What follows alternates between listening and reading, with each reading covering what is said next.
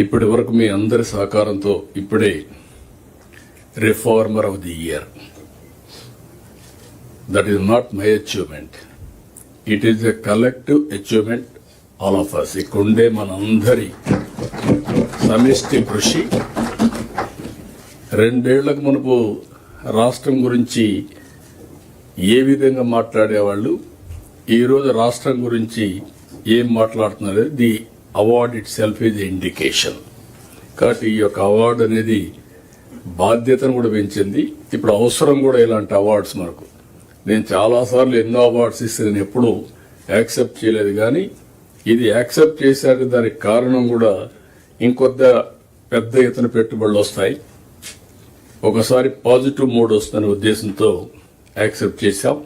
మరొకసారి దీనికి సమిష్టి కృషి చేసిన ఇటు క్యాబినెట్, ఇటు secretaries, not only secretaries, last mile పనిచేసిన చివరి వరకు, ఒక గ్రామ స్థాయిలో పనిచేసిన అధికారి వరకు అభినందిస్తున్నా.